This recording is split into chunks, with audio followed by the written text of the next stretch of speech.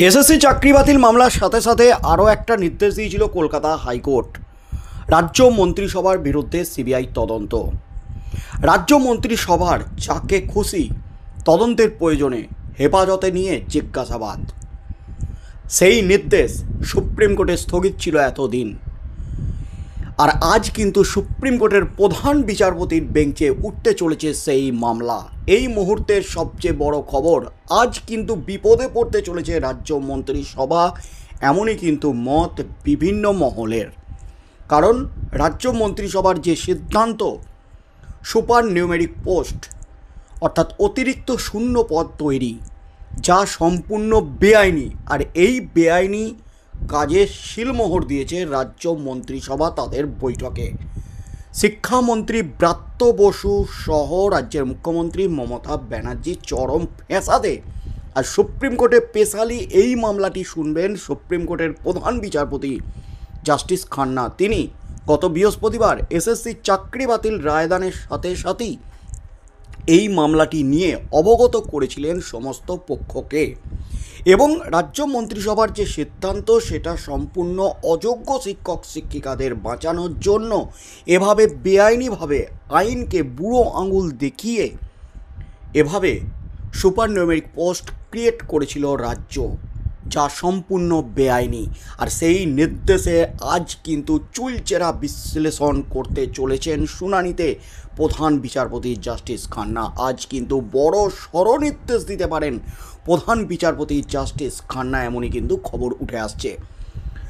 হাইকোর্টে এই নির্দেশ যখন দিয়েছিলেন বিচারপতি দেবাংশু বসাকের ডিভিশন বেঞ্চ, তখন কিন্তু ভরপুর লোকসভা নির্বাচন চলছে রাজ্যে। তাই লোকসভা ভোটের মাঝে রাজ্য মন্ত্রিসভা জেলে চলে যেতে পারে, এমনই কিন্তু একটা আতঙ্ক কাজ করছিল রাজ্যের উপর। তাই সুপ্রিম কোর্টে তড়িঘড়ি রাজ্যের আইনজীবী তৎকালীন প্রধান বিচারপতি ডিওয়াই চন্দ্রচূড়ের বেঞ্চে আবেদন জানান যাতে এই নির্দেশে স্থগিতাদেশ দেওয়া হয়। কারণ রাজনৈতিক ফায়দা লুটতে সিবিআইকে দিয়ে রাজ্য মন্ত্রিসভাকে জেলে পাঠিয়ে দিতে পারে, এমনই কিন্তু আতঙ্ক একটা গ্রাস করছিল রাজ্যকে। তাই তড়িঘড়ি সুপ্রিম কোর্টে আর্জি জানিয়ে সেই নির্দেশে এতদিন পর্যন্ত 1 বছর ধরে স্থগিতাদেশ ছিল, আজ কিন্তু সেই খাতা খুলতে চলেছেন সুপ্রিম কোর্টের বর্তমান প্রধান বিচারপতি জাস্টিস খান্না। সুপ্রিম কোর্টের প্রধান বিচারপতি সঞ্জীব খান্নার এজলাসে মঙ্গলবার রাজ্যের শিক্ষক নিয়োগের সুপার নিউমেরি পদ সংক্রান্ত মামলার শুনানি রয়েছে। এতদিন এসএসসি প্রায় 26,000 চাকরি সংক্রান্ত মামলার সঙ্গেই এই মামলাটি চলছে। গত বৃহস্পতিবার 26,000 চাকরি সংক্রান্ত মামলার রায় দিয়েছে শীর্ষ আদালত। ওই সময়ই জানিয়ে দেওয়া হয় মঙ্গলবার সুপার নিউমেরি পদের বিষয়ে রাজ্যের বক্তব্য শোনা হবে। এসএসসিতে নিয়োগের জন্য 6,000 অতিরিক্ত শূন্য পদ তৈরি হয়েছিল, যার উপর বর্তমানে সুপ্রিম কোর্টে স্থগিতাদেশ রয়েছে। এই মামলায় কলকাতা হাইকোর্ট জানিয়েছিল সিবিআই চাইলে রাজ্য মন্ত্রিসভার সদস্যদের হেফাজতে নিয়ে জিজ্ঞাসাবাদ করতে পারে। সেই নির্দেশের উপর স্থগিতাদেশ রয়েছে। আজ সুপার নিউমেরি পদের বিষয়ে রাজ্য কী জানায় প্রধান বিচারপতির এজলাসে, সেদিকে নজর রয়েছে সকলের। হাইকোর্টের এক আইনজীবী অবশ্য বলছেন, আইন অনুসারে অতিরিক্ত শূন্যপদ যেমন খুশি তৈরি করা যায় না, একমাত্র বিশেষ পরিস্থিতি তৈরি হলে এটি তৈরি করতে হয়। কোন কোন ক্ষেত্রে অতিরিক্ত পদ তৈরি করা যায়, ওই আইনজীবীর মতে আদালতের নির্দেশের প্রেক্ষিতে এটা করা যেতে পারে, আবার রাজ্য বিশেষ পরিস্থিতিতে তা করতে পারে। এই ব্যাখ্যা দেওয়ার সময় 26,000 চাকরি বাতিল মামলায় সুপ্রিম কোর্টের রায়ের কথাও উল্লেখ করেন তিনি। আইনজীবী জানান, রায়ের একটি অনুচ্ছেদে আদালত লিখেছে, যাঁরা অন্য জায়গায় সরকারি চাকরি করতেন এবং সেখানে ইস্তফা দিয়ে এসএসসি পরীক্ষা দিয়ে শিক্ষকতার চাকরি পেয়েছেন, চাকরি বাতিলের পর সুপ্রিম কোর্ট জানিয়েছে ওই চাকরিহারাদের পুরনো জায়গায় নিয়োগ দিতে হবে। আইনজীবীর মতে এক্ষেত্রে যদি দেখা যায় পুরনো চাকরির ক্ষেত্রে শূন্যপদ নেই, সেই সময় প্রয়োজনে সুপার নিউমেরি পদ তৈরি করা যেতে পারে। আদালতের নির্দেশ মতো সংশ্লিষ্ট ব্যক্তিকে পুরনো জায়গায় চাকরি দিতে হবে। এদিকে ওই ব্যক্তির জায়গায় সেখানে যিনি কাজ করতেন তাকেও ছাঁটাই করা যাবে না। সেক্ষেত্রে ওই ব্যক্তিকে পুরনো কর্মক্ষেত্রে বহাল করার জন্য যাকে সরানো হচ্ছে তার জন্য সুপার নিউমেরি পদ তৈরি করা যেতে পারে। আবার রাজ্য কোনো বিশেষ পরিস্থিতিতে এই অতিরিক্ত শূন্যপদ তৈরি করতে পারে। কোন বিশেষ পরিস্থিতি সেটিরও ব্যাখ্যা দিয়েছেন হাইকোর্টের আইনজীবী। তিনি জানান, কারো কাজের জন্য দপ্তরে অনেক উন্নতি ঘটলে এবং সরকার যদি মনে করে দপ্তরের জন্য তাকে আরও কিছুদিন প্রয়োজন, সেক্ষেত্রে বিশেষ পরিস্থিতিতে ওই অতিরিক্ত পদ তৈরি করা যেতে পারে। আইনজীবীর মতে এমন কিছু বিশেষ পরিস্থিতি কেবল এই অতিরিক্ত শূন্য পদ, সুপারনিউমেরি পদ তৈরি করা যেতে পারে, এবং তাও খুব সীমিত সংখ্যায়, 200 থেকে 500 পদ তৈরি করাও যায় না। তিনি আরও জানান, বিশেষ পরিস্থিতিতে কোনো সুপারনিউমেরি পদ তৈরি করা হলেও সেই চাকরির মেয়াদ সাধারণত স্বাভাবিক চাকরির মতো হতে পারে না। স্বল্প মেয়াদের জন্য তৈরি করা যায় এই ধরনের পদ। এসএসসি নিয়োগ দুর্নীতি মামলায় হাইকোর্টের তৎকালীন বিচারপতি অভিজিৎ গঙ্গোপাধ্যায় সিবিআই তদন্তের প্রেক্ষিতে কিছু অযোগ্যদের চাকরি বাতিলের নির্দেশ দেন। সেই সময় প্রায় 6000-এর কাছাকাছি সুপারনিউমেরি পদ তৈরির সিদ্ধান্ত নেয় শিক্ষা দপ্তর। এই মর্মে বিজ্ঞপ্তিও দেওয়া হয়। রাজ্য মন্ত্রিসভাতেও ওই সিদ্ধান্তে অনুমোদন দেওয়া হয়। মামলাকারী পক্ষের আইনজীবী ফিরদৌস তামিমের অভিযোগ, বেআইনি নিয়োগ বাঁচানোর জন্যই সুপারনিউমেরি বা অতিরিক্ত পদ তৈরি করা হয়েছিল। ওই মামলা শুনানিতে তৎকালীন বিচারপতি গঙ্গোপাধ্যায় রাজ্যের মন্ত্রিসভার বিরুদ্ধে সিবিআই তদন্তের নির্দেশ দেন।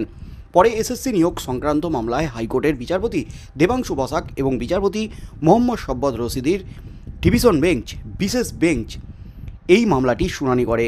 গত বছরের 22 এপ্রিল বিশেষ বেঞ্চও জানায়, সুপারনিউমেরি পদ তৈরির সিদ্ধান্ত সঠিক হয়নি। সিবিআই প্রয়োজনে মন্ত্রিসভার সদস্যদের হেফাজতে নিয়ে জিজ্ঞাসাবাদ করতে পারে বলেও জানিয়েছিলেন হাইকোর্টের ডিভিশন বেঞ্চ। হাইকোর্টের রায়ের বিরুদ্ধে শীর্ষ আদালতের দ্বারস্থ হয় রাজ্য। সুপ্রিম কোর্টের তৎকালীন প্রধান বিচারপতি ডিওয়াই চন্দ্রচূড়ের বেঞ্চ সুপারনিউমেরি পদ তৈরি নিয়ে মন্ত্রিসভার বিরুদ্ধে সিবিআই তদন্তের নির্দেশে স্থগিতাদেশ দেয়। ওই নির্দেশ এখনও কার্যকর রয়েছে, ওই স্থগিতাদেশ এখনও কার্যকর রয়েছে। তবে শেষ রক্ষা কিন্তু আর হলো না। আজই উঠতে চলেছে এই মামলাটি সুপ্রিম কোর্টের প্রধান বিচারপতির এজলাসে। প্রধান বিচারপতি স্পেশালি এই মামলাটি শুনানি করবেন, এবং 26,000 চাকরি বাতিল শুনানি চলাকালীন তিনি তার পর্যবেক্ষণে জানিয়েছিলেন, অযোগ্যদের বাঁচাতে এই ধরনের পোস্ট ক্রিয়েট করা হয়েছে যা সম্পূর্ণ বেআইনি, আগাগোড়া দুর্নীতিগ্রস্ত। তাই আজ রাজ্য মন্ত্রিসভার বিরুদ্ধে কিন্তু একটা ভয়ঙ্কর নির্দেশ দিতে পারেন সুপ্রিম কোর্টের প্রধান বিচারপতি জাস্টিস খান্না অবসর গ্রহণ করবেন 13ই মে। অবসর গ্রহণের আগে এই সুপারনিউমেরি পোস্ট ক্রিয়েট নিয়ে রাজ্যের বিরুদ্ধে যে মামলা, রাজ্য মন্ত্রিসভার যে বেআইনি সিদ্ধান্ত এবং রাজ্য মন্ত্রিসভার সদস্যদের হেফাজতে নিয়ে জিজ্ঞাসাবাদের যে নির্দেশ, হাইকোর্টের নির্দেশ, সেই নির্দেশে একেবারে ফাইনাল ফয়সালা করে যাবেন, এবং তার জন্যই আজ একেবারে এই মামলাটি বিশেষ করে শুনবেন এবং রাজ্যের বক্তব্য শুনবেন। রাজ্য কী কারণে এই বেআইনি সিদ্ধান্ত নিয়েছিল, কাদের বাঁচাতে নিয়েছিল, অযোগ্যদের বাঁচাতে নিয়েছিল।